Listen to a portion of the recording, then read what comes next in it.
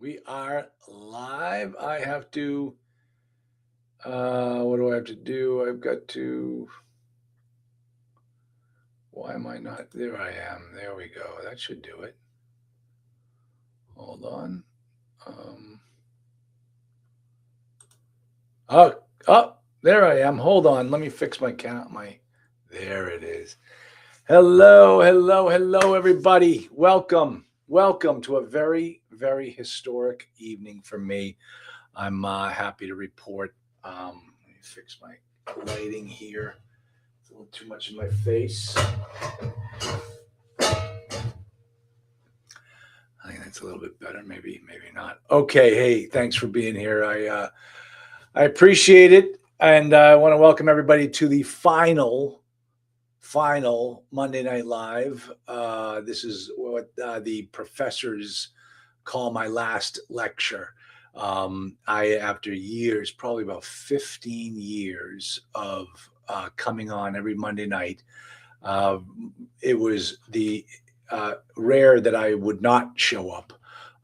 So I'd say close to 90% of every Monday for the last 15 years. And I'd say that if you take out the holidays, because there are a lot of Monday holidays, then closer to over 95% of the time, I was here with you on Monday night, teaching you, telling stories, having interviews, teaching you new things all about multifamily. After 15 years, I'm now calling Monday Night Live home to roost. It will not be down for breakfast, as Howie Carr here in New England says. It does not mean that I'm retiring. I'm not one of those guys that says, "Oh, I'm going to retire," and then a year later I'm back on the stands. I will never retire. My father never retired. It's just in my DNA to just work and enjoy working, and I love what I do, and it's just a blast. And so I am just moving into a different aspect of my life. I want my evenings to be my own. I want to, work during the day and go home and relax at night. It's my father would work every night, go back to his office after dinner, and make phone calls to sell insurance. And I'm at the point where I just don't want to do that anymore. I work hard during the day. I want to come home and cook dinner and just kick back and relax with Karen and just have a beautiful, beautiful life, which I've set up for myself over all these years. I wanted to get in today and talk about where I've been, where I am now, and where we are headed. So let me kind of get started. This is kind of many of you who've been with me for all those years. You have heard this story before, and I'll share it with you. I have always been passionate about apartments. Ever since I was a little kid, I always wanted to own apartments. And when I graduated from college, instead of like branching out, I stayed in my lane. I did what my family had done for years. I got in the insurance business like my father, and I hated it. And it just, is one of those things where I just never felt fulfilled.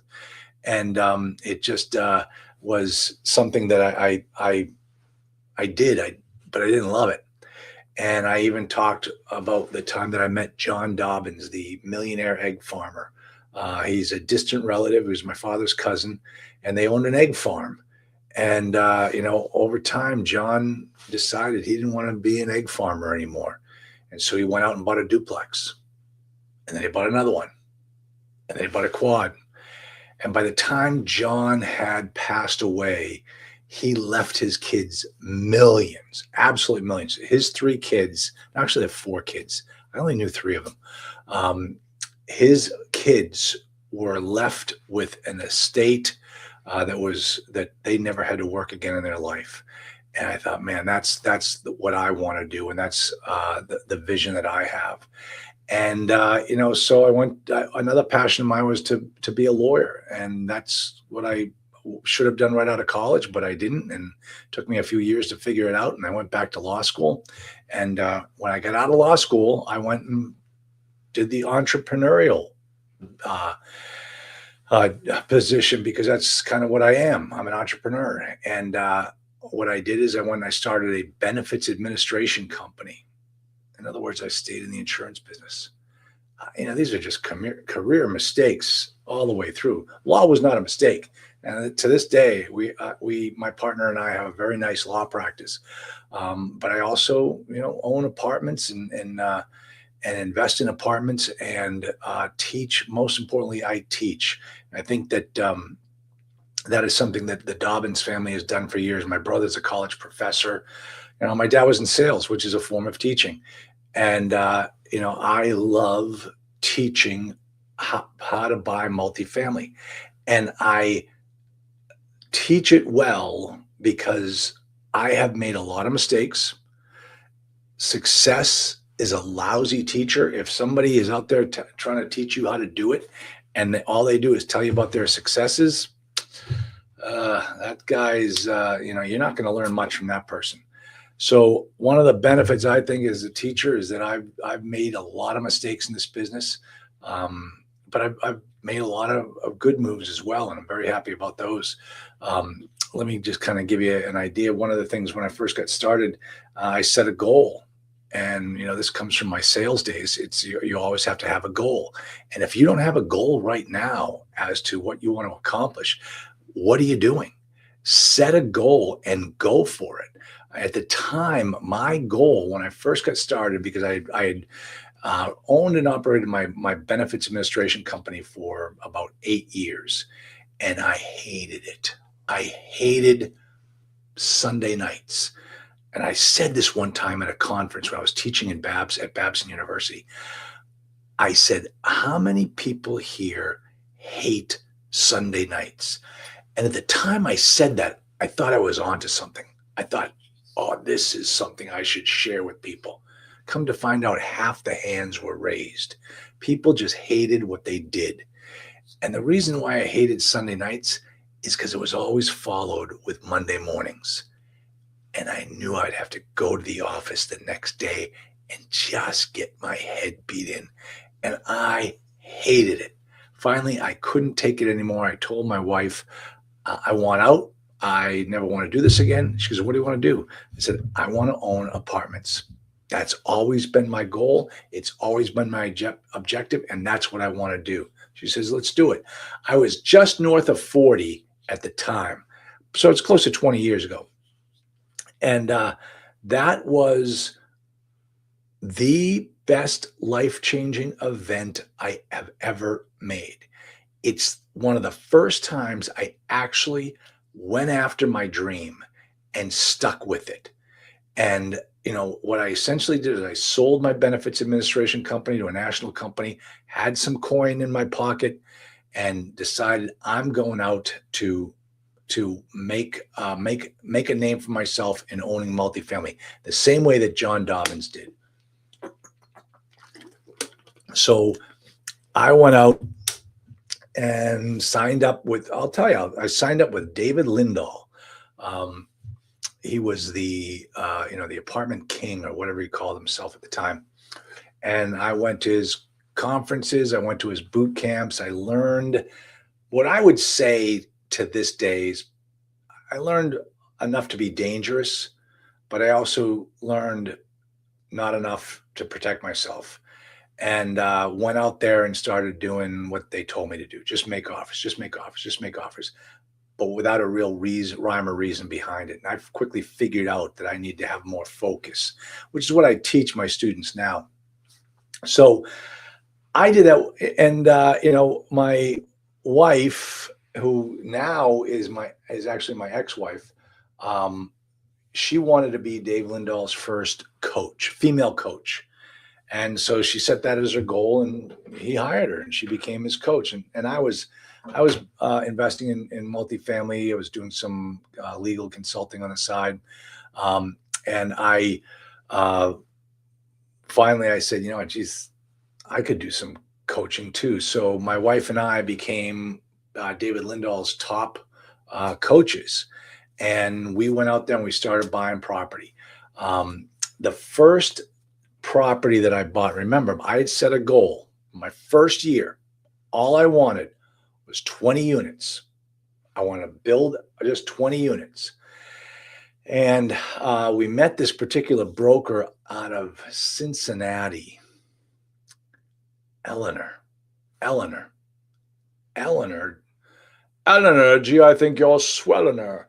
Um, she was the broker that we met, had a great rapport with her, and she was a broker mortgage consultant. She had her hand in everything.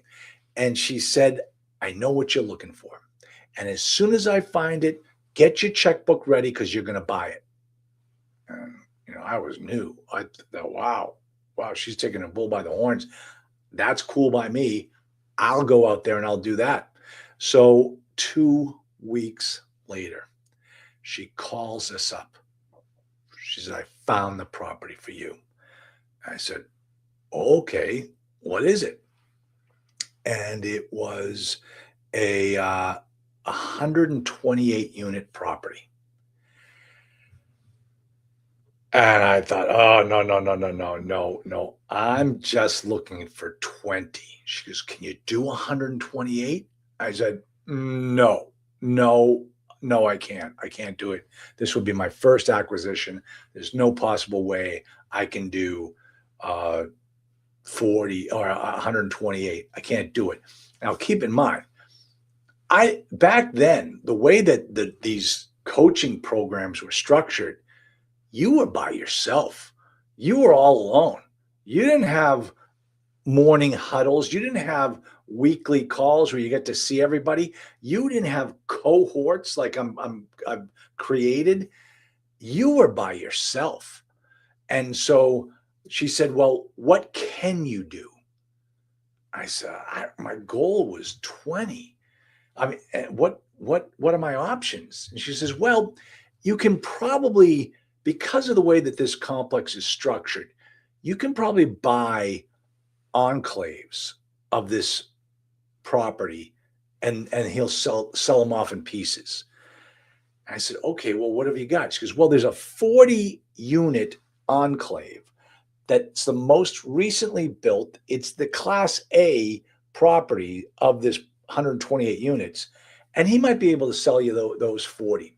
Would you do that? I said, yeah, sure. Let's give that a try.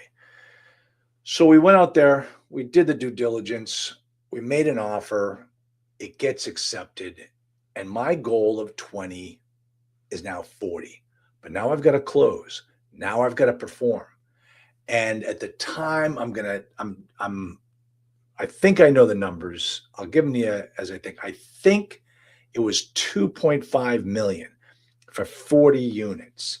Whatever that works out to be, 2.5 divided by 40. Well, that's not 62.5 per unit. Is that right? 62.5 times 40. Yeah, $62,000 a unit. That sounds about right. Probably about 180,000 now.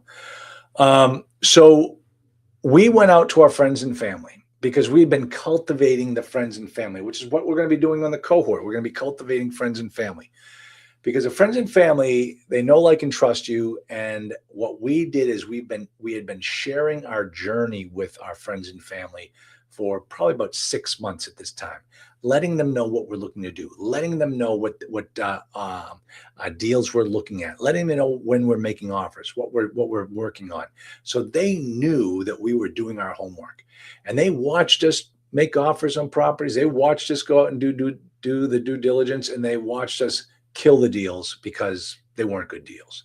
But this particular deal was a good deal. So after we completed the due diligence and we contacted all the friends and family, we said, we're going to buy this property. Who wants in? Now, we put about 30% down. So we needed to raise about 30%. That sounds right. About 700,000.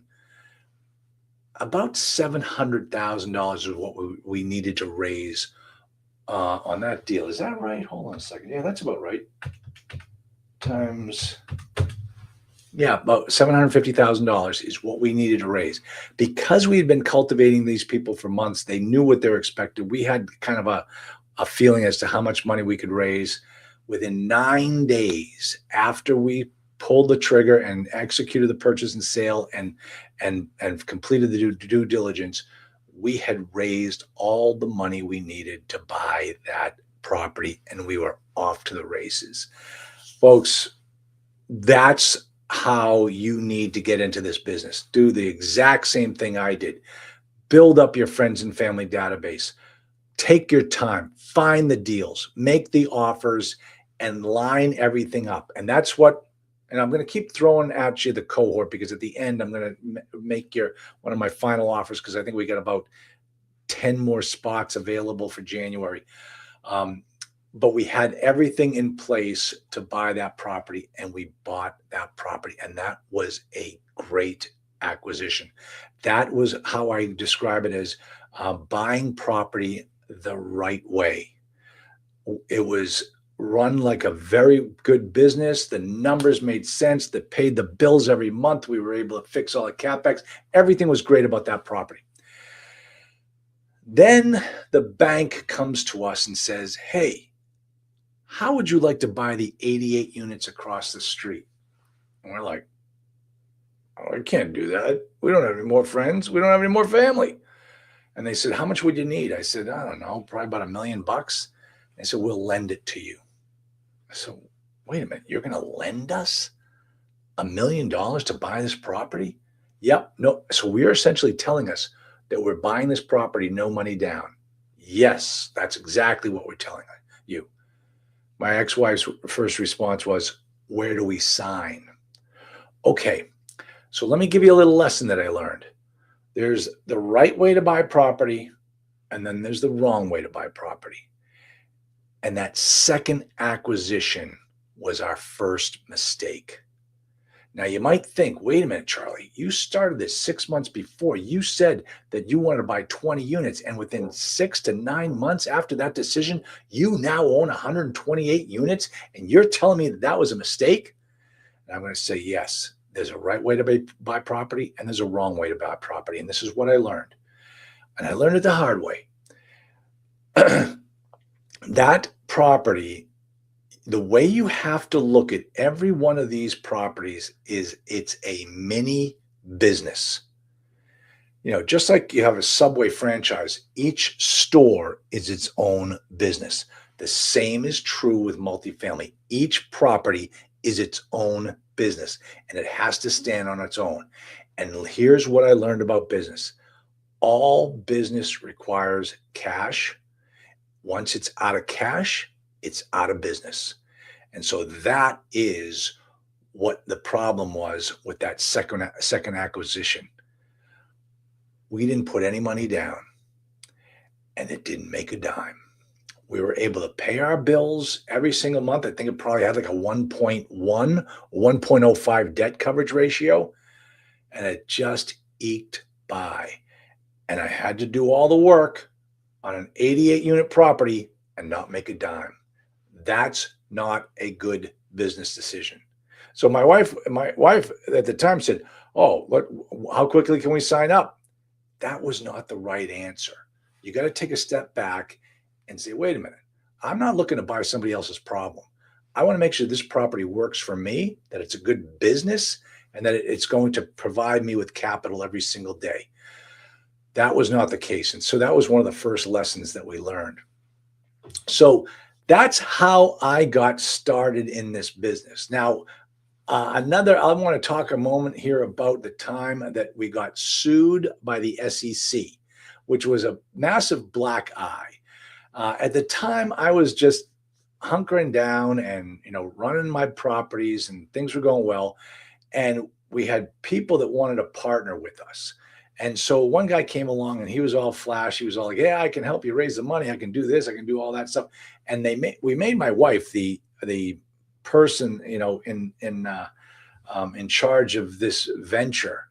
And one day my partner, who was not, listen, they say that you can judge your success, or you can figure out how much money you're making by looking at the top five people around you, the five people that you associate with. We should never associate with that type of guy. But he sold a good story, and we said, okay, fine, let's do it. We're doing well in our business. Let's go off and try to grow it even bigger. And one day he calls me up and says, "Hey, I got a phone call from the Boston office of the SEC." I say, "Why?" And he goes, "Oh, they had questions about the deal that we're looking at and that we were doing." I said, "Why would they have questions about that?" "I don't know." "Well, you didn't talk to them, did you? I mean, you're represented by counsel. You told them that." "Yeah, I did. I told them that." And they put me on hold, and then they came back and said, "That's okay. I can still talk to them." Oh, no, no, no. That's not how this works. That started one of the worst experiences of my life, worst periods of my life. I would never wish that on anybody. And it goes to running your business and knowing how to run your business. And so, I teach that story. I don't even like to talk about it. I say it eventually killed but for four children, my marriage would have been over that weekend. But I stayed married for the next 30 years. But I look back on it and I think, that was, you know, I should never have let any of that happen, but it did. And it cost me dearly.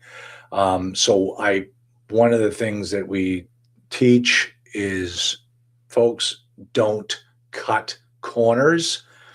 Make sure you're doing everything correctly, know the rules, and just follow the rules, and you're gonna do a great job.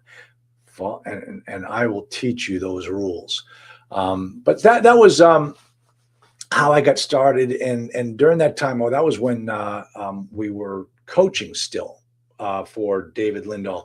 And once we got sued by the SEC, he fired us as his coach, as his coaches, and that really hit home. And after that point, we went off on our own and coached.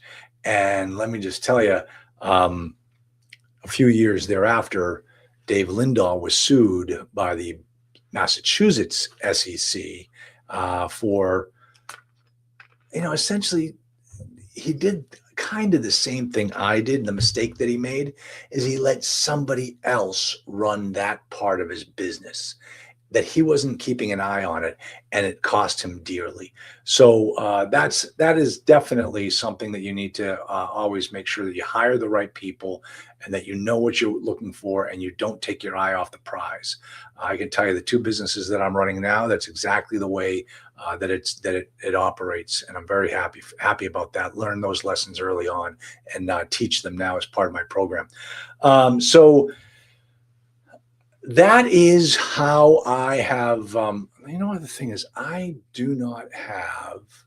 Oh, there are a lot of comments. I apologize. Yeah, that is my early on in my journey. I've as I said, I've owned over 1,000 apartment units. I own about 450 now passively, and I'm going to start buying again. I think now the market is finally where it needs to be. We're starting to see some where the numbers are making sense among the sellers, where it's not a frothy, stupid market that back in 2018 to 2022 they were giving away money, and so people were buying stupid properties at stupid prices and thought, oh, this is going to be great. No, I've been through all that before. That's not a good market. Now I like what I'm seeing, and this is where we're going to get back into it. And over the next 5 years, I'm going to own 1,000 apartments again, and you can certainly join me. Let me just check these. Okay, hello everybody. Hey, Lama. I sent you an email the other day, and I checked your email account. It's like eHarmony, love of my life, something like that. I thought, Llama, you can't be using that email address when when you're talking to me. Come on. Um, David Lindahl, a protege of Mark Stephen Garrison. Don't know who that is. Met David 20 years ago. Yeah, David's not high on my list of people. That's uh, definitely true. No money down equals no cash flow. Exactly. You didn't buy the property the right way. Now, can you buy property no money down? Absolutely. Some of those other properties I bought with no money down. The first deal I did, I put in about $100,000 of my own money. That, but the fact is that I showed up at the closing table with 30% down. That's not a no money down deal. That's a money down deal. The second deal I did, I just signed my name and walked away with 88 units. That's a no money down deal. So when we do no money down deals, we're talking about our own money, but we keep a piece of the pie. The other, the other way is you don't put anything down and the debt coverage ratio stinks and you're not making any money every month. So it's a business. Bring cash to the table. Yes. Yes. Life core benefits, life lessons. Absolutely. What happened? Dave Linda, like, when you heard me say at the beginning that this is my last Monday Night Live, but I'm not retiring. I think when certain stories came out about Dave Lindahl, he told everybody he was retiring. I think what he was really doing was trying to lay low until the news left the stadium. Because then I heard he's back teaching again or doing his usual stuff. I'm not doing that. I'm telling you right now, I am turning my focus to the cohort model, the cohort program. And my goal is by the end of the year to have 500 people in the cohort. Let me see. Happy holidays. Thank you very much, G. I appreciate, yeah. And that's really been what it is. My podcast, I've stopped doing my podcast just from a timing standpoint. After COVID, it didn't seem to fire back up. So I haven't really done the podcast like I used to. But that was always a lot of fun. I love doing that podcast. I never signed up with David. Met him at Robin Thompson. Robin Thompson. There's a blast from the past. Robin Thompson, very nice lady. She was big on the single family side. Good old there, Johnny Racine. Good to see you, buddy. Happy holidays, Charles. Thank you. Always repeat your generous sharing. All right, I appreciate that, Pat. So that is, then, I'll tell you my, about 2016, my dad passed away. We took over his insurance agency. I swore I'd never get in the insurance business again. I did it because, listen, we all talk about cash flow and streams of income. The business my father left us just kept printing money. And so my sister and I kept it going. And so while we were doing that, I was coming up here to Nashua from my home down in Duxbury, and my wife was running her business out in Nashville, Tennessee, and we were two ships passing in the night. And, so that really hurt the marriage. And, not to say that I think the marriage was kind of struggling to begin with years before. So we ended up, separating and then going our separate ways and filing for divorce. And I'll never forget the day I got divorced. It was February 14th of this year. And so that's that day will live in infamy. And let me ask you, Llama, eHarmony, LOML, why would February 14th be such a red letter day? What else goes on February 14th? See who can chalk it up. Not the type of day you'd expect to get divorced. But anyway, But that's really allowed me to change my perspective and refocus. And I got to tell you, folks, and I don't mean to disparage it. One guy said to me, Charlie, you know why divorce is so expensive? A day after my mother died, and okay, Lemma, close, no cigar. Uh, you know why divorce is so expensive? Because it's worth it. And yeah, that's okay. That's funny. But I have definitely turned a corner, and I feel great about where I am, and I'm so looking forward. Just the next 5 years. That's all. I'm gonna work hard for the next 5 years and rebuild my business, rebuild my life, and just enjoy. Start traveling. Valentine's Day, you'll never forget. Exactly, John. We were supposed to get divorced the week before, but the day before that day, um, my my lawyer calls me up, says, "Hey, have you looked at the documents?" I said, "Oh, geez, I haven't had a chance. Let me take a look at them right now." Yeah, you gotta look at them because we're signing and closing, and we're gonna closing. We're gonna sign the papers and appear before the judge tomorrow. And so I said, "Okay, fine. Let me just take a look at it, folks." I looked at the signatures on my wife's papers. And here's the thing is my father was the greatest man in the world, incredibly well respected here in Nashua. Senator spoke at his eulogy. The mayor spoke at his eulogy. Another senator called him personally. He was just the greatest man. Everybody loved my father. Great name. When my wife pulled a fast one or whatever she did with the SEC, and we get sued, SEC v. Kathleen Dobbins, she essentially dragged my father's good name through the mud all those years, and it just irked me. Especially even irked me when she said, as we're going through the divorces, I want to go back to my maiden name. I thought, good riddance to you. You dragged my father's name through the mud. I don't want you wearing that name ever again. And so she's back to her maiden name. But there we are, the day before we're supposed to sign the papers, and I look at her signature, and I said to my lawyer, "No way, no way." He goes, "What's the matter?" I said, her name, her signature is a forgery." He goes, "How do you know that?" I said, "Well, I've been married to her for 32 years, so I know what her signature looks like. But whoever forged her name spelled my father's name wrong. Dobbens, it was signed Dobbens. And I knew it was her lawyer.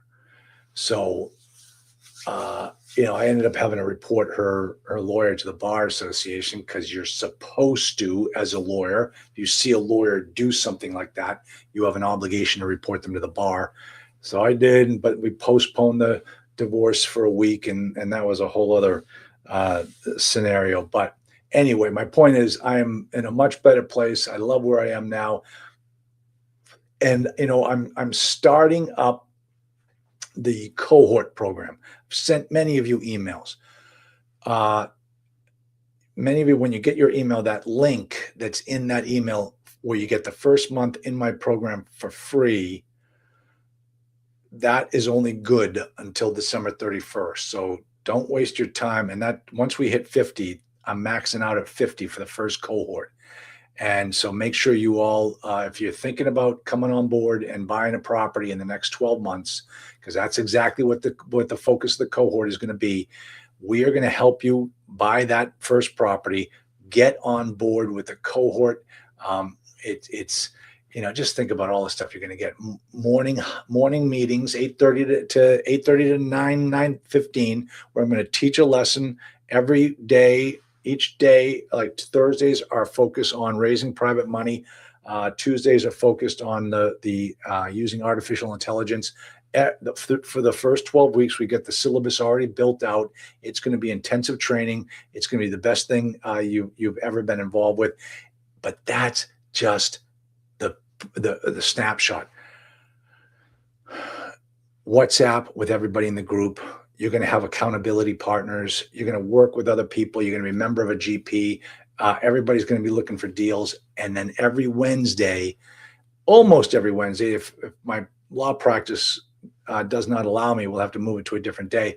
But during the day and Wednesdays, I will be teaching, like going through deals, helping you write offers, making sure everybody gets everything that they need. The amount of contact that you're going to be having with everybody is like nothing you've ever seen before. The Dave Lindahl days, you paid big money to get me for half an hour a week, twice a month. This cohort program, it's a group of great people all working together every day together, working towards moving the dial. So it isn't a little half-hour meeting. No, it's a half an hour meeting at the minimum every day, and then on Wednesdays it's an hour, maybe more, depending upon what we have going on. But that's how. And then accountability partners, and then once you find a deal and get yourself in a group to go out there and raise the money, it's all there. It's just you can't get any better than that. Molly, if you can there it is. Molly's got it right there. I guess, Molly, is that one of those links where you can click it? Something like that. Let's see. Let me see. I'll never forget. Let me see. Who's this? Pat.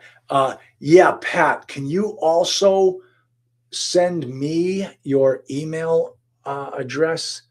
Molly, can you put up my email address? Yeah, there you go. Pat, just so I have it. And Molly's given the link right there to go ahead and sign on up. Folks, you got to put your credit card in. 30 days will hit it. If you don't want to, after 30 days you don't think it's the best thing since sliced bread, just give me a call. I'll give you your no money back down deal. How's that for a deal? All right, Llama.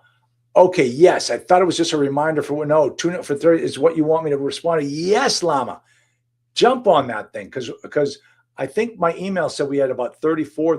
I wrote that over the weekend. We're closer to 40 now, and I only want 50. I need to have a set number.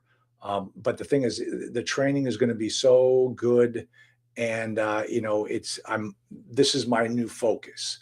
I got my Monday nights free now. This is it, folks. And I'll tell you, there were times that we had over 100 people in my Monday Night Live program. That was a lot of fun. But we're going to be doing the same thing in the cohorts, and everybody's going to be active in it. We'll be looking for where you are. Pat, you got okay, good. Thanks. Big Daddy. What did Big Daddy say? Yes. Okay. So Big Daddy, send me your email or you can even send it to Molly at multifamilyos.com. And Molly will get you signed up. But does anybody have any questions about the deals that I did or my life or, what's happening? What you can expect in the cohort program. I mean, now's the time to ask it because I'll tell you, that one's a tough one to follow. Molly, do these things click? I don't know if, let me see. These things were like, I thought we did it in such a way that you could click on it and it would, let me see. Oh, I can't remember. Hold on a second. Molly, was it down in one of these banners or, no, I guess not. Oh, shoot. Media assets. Hi, Charlie. I hate to hijack your stream, but No. it is clickable, everybody. So Really? if you're watching on YouTube or on Facebook, wherever you're watching, you can click it. Awesome. Cool. Thanks, Mom. You can leave now. Every other woman in my life. I'm kidding. Awesome. So let me just check these messages here. Just signed up. Oh, Paul. Cool. Very cool. That's awesome. Okay. So let me see. When are the trainings for the cohort, bro? Since it's not on my name. Okay. So listen to the schedule. This is the proposed schedule. So I do a morning huddle meeting right now, 8:30 to 9 every single morning. Really. And if I can't make it, I kick it over to one of my students and they run it. John Racine is on there too. Every single morning. That huddle is going away. And the people who are in that huddle will only be able to get into my new 8:30 if they click that link and they sign up. The cohorts will meet at 8:30 every morning, and I will teach a lesson or teach a focused lesson at first thing in the morning. It helps get your juices flowing. It gets you focused on the day. I'd love to have you there all the time. Some people are. Some people make it when they can. So that's Monday, Tuesday, Thursday, Friday. On Wednesday, no morning huddle, but I teach a class. It's probably going to be about 3 p.m. And I teach from 3 to whenever. And I'll be teaching you the first lesson is going to be on how to get started with the multifamilyos.ai program and how you're going to start to use it. All the recordings will be available and the link will be emailed back to you. They will be available for 7 days. You've got to watch it and then it comes down, never to be seen again. So it gives you a day to get caught back up on what we taught that particular day. All right. It doesn't go into a coaching or teaching platform. It goes into the archives and we may use it again for the next cohort, or we'll never use it again and everything will be live. So it's really, I'm trying to make it so that everybody stays engaged. Now, during that first month, you're going to be learning a lot about what's going on and about, there's Howard Jones. Let me see. Okay. Molly, can you go on my email? Howard Jones wants to sign on up. So go ahead and reach out to him, send him over the link. So during the first month, we're all going to get to know each other. At the end of the first month, we're going to create accountability partners. Somebody in your group you're going to become friends with. The two of you are going to work together, keeping yourselves on track, making sure you guys are looking for deals, making sure you guys are looking for money, making sure you guys are making offers. All right. You will have somebody in the group that you can work with. And that is the coolest part about this is I want everybody to know everyone else. You will make, folks, I'll tell you, so many deals have been done with members of my program over the last 15 years because they met together in my groups. I love that. That's exactly the type of program I wanted to create. And let me just tell a little tale out of school here. Let me see. I'm going to come back to this in a moment. Let me tell you a little tale out of school. When I was coaching, before I was coaching for Dave Lindahl, he would put everybody in his coaching program into emerging market groups where you were assigned a particular city, whether you wanted to be in that city or not, didn't matter. You got put into a particular city group and you worked with other people on that city. And we had, I made a lot of friends in that group. It was a good group. Then what happened was all of a sudden those groups got shut down and you were back to being coached by one person. And that one person, all they did was teach you in that half hour, twice a month session. And that was it. That was the entire program. Come to find out, people were bad-mouthing David in those groups and he didn't like it. So he shut it down.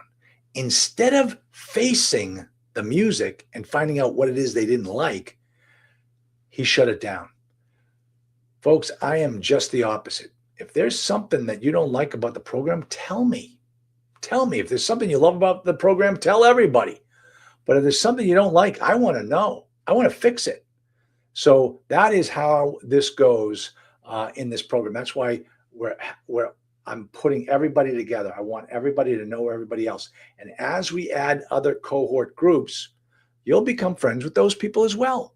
And the objective is like to have a nice conference down in Florida, maybe this time next year, where everybody comes together and it's just a big party where we all can break bread and have a little wine together.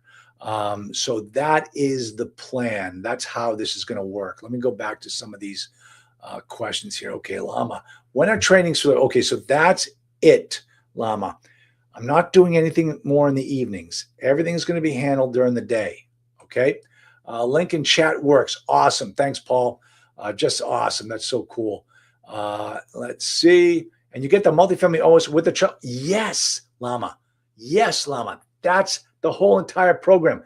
So that that AI program is coming in with the 297 cohort program. Okay. That's how it works. I think there's an annual thing that you can sign up for, make it cheaper. No, actually, yes. G, I think, G, make sure we have your email, G, so that you get the sales letter that I have. But yes, if you go, I got to tell you, I think if you go to the multifamilyos.ai website and you play around there, you will see how the AI tool works, but it doesn't talk about the elements of the cohort program. But G, make sure you send me your email so that I can send you the sales letter that we have that really breaks it all down. That I think Llama just found it, and it details everything there. Dave's emerging market city seems like Mark Garrison's hot market, or Garrison Cycles. Mark used research to buy multifamily in emerging markets.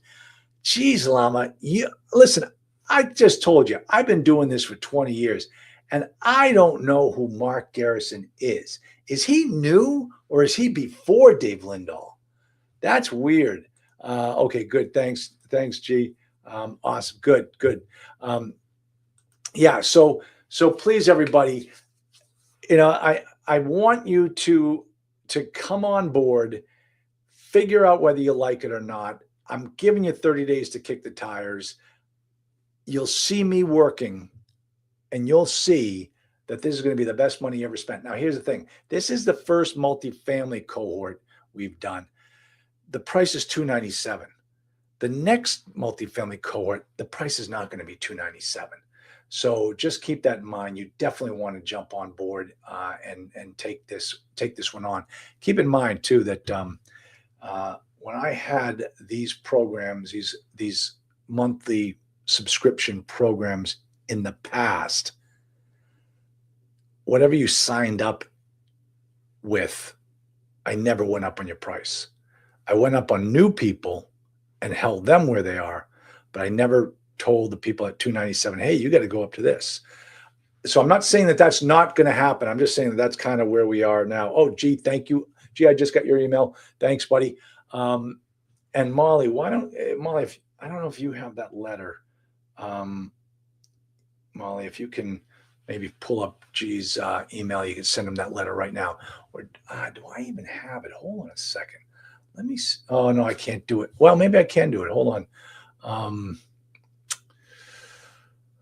Oh, Molly, how do I do this? I go to my email and I look to see what I sent to people this morning early on.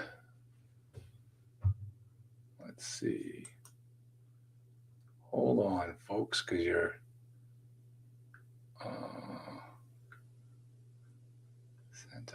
I did a lot yesterday. Here we go. All right, let me try, see if this works, okay? Let me see if I can.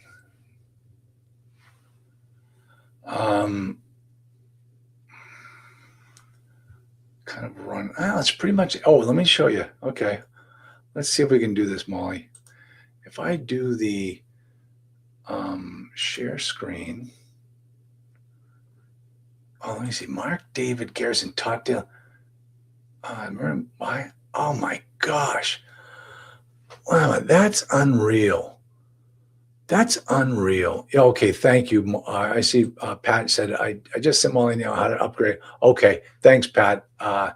Because one of the things too is that part of this cohort is the Capital Club.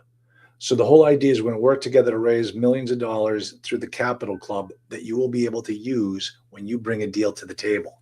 I'm not saying that we're always going to have the money there for you, but that's a great way to get it started. Okay, so make sure you do that. Um, Paul Carter just sent me one too. All right, Molly, there's another one. And let me tell you something, Lama. This is amazing to me because I got my start around about 10 years later. Whatever happened to Mark Garrison? Whatever happened to him? Uh, but because what you're describing here, David stole that from him. Wow. Let me see. Born in California, when California got expensive, his first emerging was Utah. He took a group of 20 people on a bus tour and bought $20 million in a week. Wow. That's great. That's fantastic. That's the kind of thing we're going to be doing with our program. We'll be finding those deals. Brokers thought he was crazy. What happened to him? Somebody help me. Let me see. He was thrown out a hotel second floor during a robbery in 96. Oh, wow. Oh, that's too bad. Wow. Oh, that's too bad.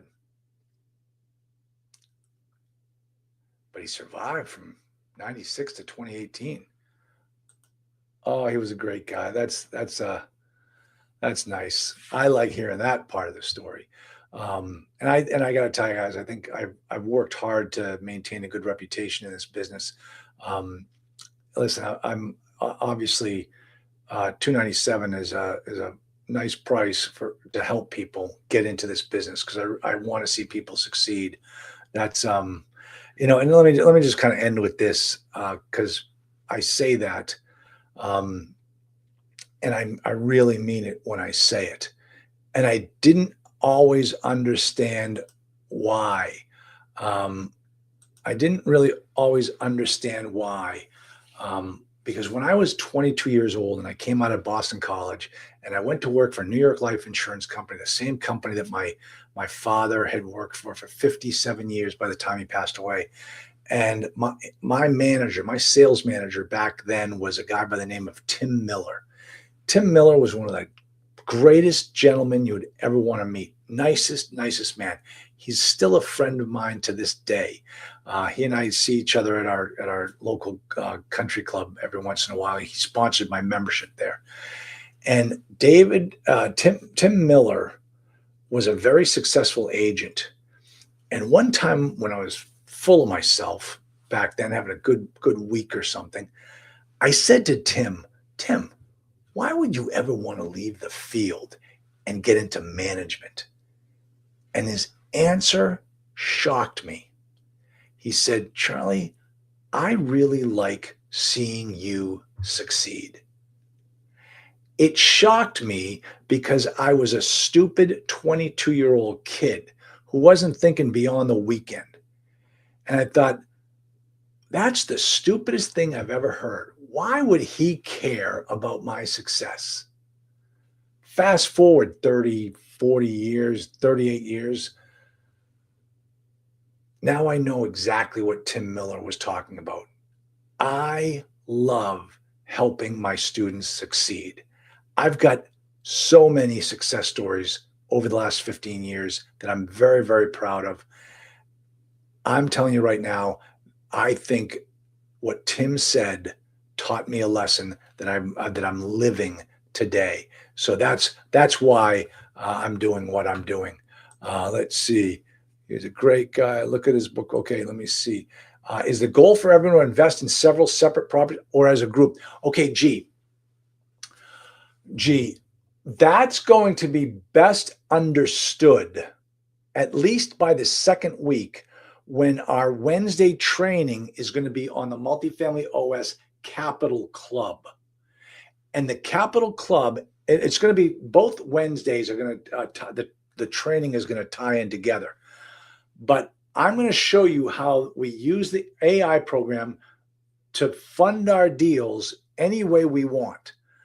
But one of the unique things about this cohort program is the Capital Club, where we're all working together to raise money for our deals. You don't have to be in those deals. When you find a deal and we bring it to the group and the group says, yes, let's go after this, you are going to be, if you're looking to use the Capital Club, you are going to be required to bring on two other members, at least two other members of the cohort program as your partners in the general partnership, as the lead group. And I'll get more into detail why that is and how that's going to work as we progress. But what it's doing is it's really creating checks and balances. It's making sure that you're not going off on your own. You're working with people in this group. And it's also tying everybody together into watching how everybody else is doing. Hey, you got a deal? I like your deal. Can I be a partner on that one?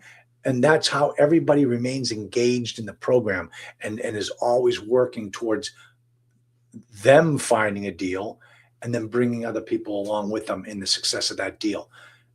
Or not. Or we'll teach you how to find deals and you can go off and do it on your own. That's cool as well. You don't have to use the Capital Club to fund your deals. If you do, it does come with additional requirements because I have to keep everybody together. All right. That's the key. But you don't have to be together with me. All right. You see what I'm saying? All right. So that's a great question, G, and you'll find out more as we go through it.